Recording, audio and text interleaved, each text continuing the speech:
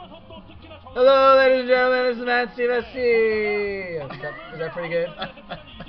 No, not no? well. Oh, Sometimes I do that. I was really tired. I casted 8 games in the same day the other day, and by the end of it, I was like, I'm in a small trap. Oh my god. I remember hearing that. Okay. Well, anyways, we're here at Game 3. You know, I'm not incredibly excited. I'm not going to lie. The whole OSL is not super excited. I mean, I'm really actually more excited to see the fantasy game coming up after this, or actually after a couple games after this. But we are going to have YellOw versus go.go, and of course this is going to be the final match. It is a best of 3 here in the round of 8 of the Bacchus OSL. So we are going in on Outsider, whatever. You guys have heard that map 100 times and probably seen it played 100 times. So it looks like we're going to have YellOw here at the top right, and go.go is going to be on the left position as well. And certainly on this map, I mean, it favors, well, I don't know, I'd say the only race that really has a disadvantage is Protoss, so it doesn't really matter in this case because, you know, both Terran and Zerg can pretty much expand at will with protected expansions.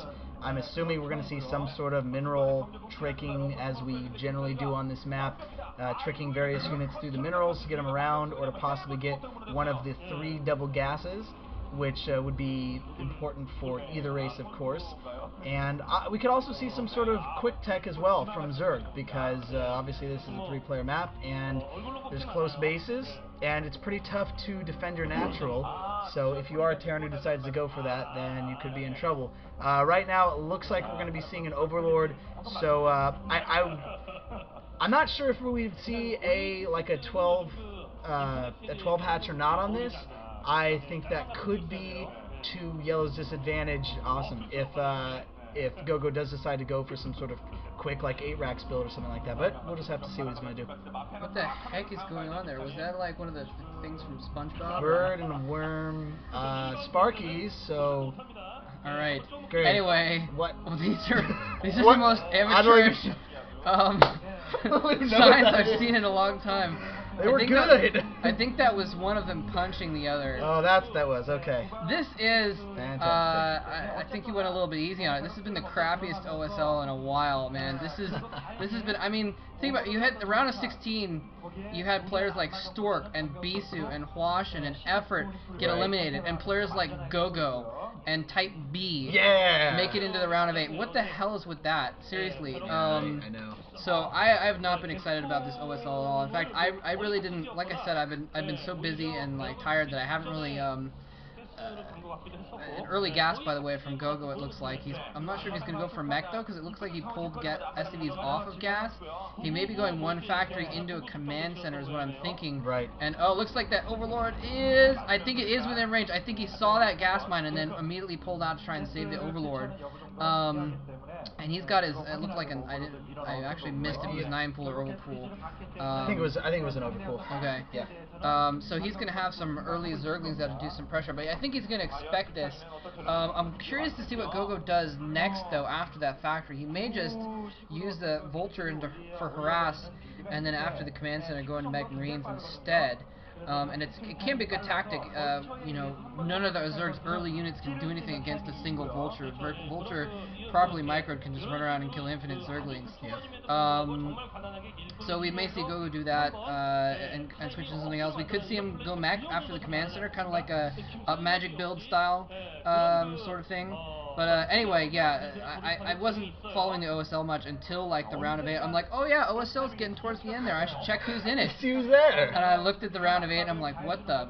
That's who's in it. That's who's in the OSL round of 8 right there. What? I don't even know who that was. Losing an Overlord though. Oh. That sucks. YellOw. That sucks. YellOw's got that sinking feeling right now. His secondary is under attack here. Not enough lings by far to be able to take out that entire. Maybe enough lings by far. Holy crap! They did way more. But here comes the Vulture. That was great by YellOw. I don't know how he took out 5 Marines with 5 lings. Obviously that Vulture is huge though. There's nothing mining on the secondary base. The Suckin is going to go up, so that is actually going to really help. Might possibly, no, not going to take out the Marine here. But in essence, go.go is pinning YellOw in his base, and I don't know if this is go.go being good or YellOw just not. Wow, just taking some extra shots there. I don't know if this is go.go being good or YellOw just not being that good. Wow, by the way, I wanted to point out a really clever move by go.go, sending the Marine in to take the sunken hit so he could sneak the Vulture by with one less hit on it. That's what he was doing before there. And now he's managed to force his way up the ramp with those Vultures. Oh no, this is horrible for YellOw. He's going to lose those Zerglings here. I don't think, did you see, does he have a Hydralisk Den at least morphing right now? I did not see the Hydralisk Den. There's morphing. Actually, it might be a Spire, and if that's a Spire, he is in trouble because that's not going to be, his forces are not going to be out soon enough for him to do anything. Right now, YellOw is not mining. YellOw is not mining at all, and go.go, it turns out he wasn't going for an expansion after all. He was going to build up Marines and Vultures with his extra minerals. And wow! Wow, that was... YellOw managing to take out those Vultures, but yeah, it is a Spire. So YellOw's safe for the moment, but I think it's too late. He lost a lot of drones. He lost probably a good 1,000 minerals worth of Zerglings. Well, maybe not that much, but 500 minerals worth of Zerglings in that whole exchange. Right. And go.go has been pretty much safe, unharassed, although now it's YellOw's turn to put the pressure back on. Well, you notice that, that was smart, putting up the, but losing the supply depot, and YellOw is going to get into the base here. YellOw has about 5 lings right now, taking out the Vultures, taking out the Marines, and there's an expansion going down for go.go, so go.go is going to be lacking in minerals at this time, and YellOw doing a lot more damage than I thought it would with these lings. I don't think he wants to quite, if he goes into the mineral line, the SCVs could attack and take out all the lings. He is going to go in there. He is going to lose that force.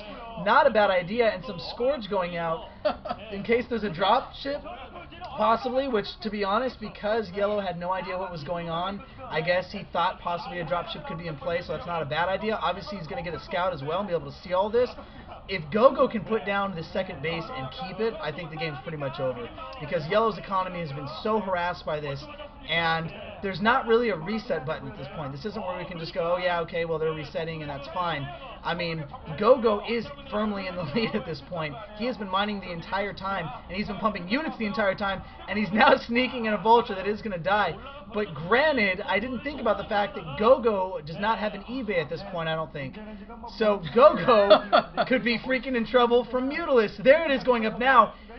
It's too late, but that's not a lot of Mutalisk. We're like playing with skeleton armies here, back and forth. Yeah, 2-hatch Muta is something we've seen a lot against mech lately, and I'm not surprised YellOw went for that. I think he counted on protecting his door a little bit more, but now the Mutalisks are coming in, and there's basically nothing that go.go can do about it. You said the key would be taking that expansion and defending it, but I don't think he's going to be able to defend it. I think you're right. If he could have kept that expansion, it would have been in good shape. But look at his SCV count. Ooh. He was focusing so much on saving up for the Vultures and everything. He's got, what, 10 SCVs there total or something like that? Wow. YellOw took some heavy damage, but go.go sacrificed too much in order to deal that damage, and now he's paying the price here. He's sacrificing all his SCVs to try and get that single turret build. Finally it comes up. Wow. But he's lost control of his expansion, and YellOw at least retained enough of an economy to keep pumping mutas. I mean, you really don't need that many SCVs on, drones on minerals, as long as you have some on gas, and he did get that second base. He did protect the hatchery. So, that's like symbolic of go.go officially abandoning that spot until he's more secure with his main base. And YellOw does really good two-hatch Muta, and we're about to see him, I think, pound go.go into the ground with them. It's almost like a reversal of, now keeping go.go from mining for a little while, taking out go.go's secondary, and man, this is really flipping around, and obviously it's, wow! Oh my gosh, I was in mid-sentence, and it's done. Go.go leaving with some class, knowing that it was over. Yeah, he did not want to spend the time fighting, clawing, grasping at tendrils of life. And they are teammates, by the way. Are they? So YellOw's going to go over and give him a handshake, something you see oftentimes. That's awesome. When teammates play each other. Yeah, in fact, 2 sets of teammates playing each other in this round, I believe. YellOw and go.go, and what was the other one? We actually have, there was actually 4 players from the Sparkies, so it's Type B and Lita. And then Fantasy and Kanata, who are coming up in a bit, are both from SKT. Yeah, that's what I was thinking of. Yeah. Right. So yeah, that's right. This is a very team-based game, and I always like to see that. I mean, obviously that's fine. Same with the oh god, I can't remember the name of the league with Reach and all them. What was it Heritage called? League? Heritage League, that's right. You know, they're always shaking their hands coming out, and obviously, you know, Reach did more than that with Toss Girl, but that's for Cholera to describe. But, you know, I think this is...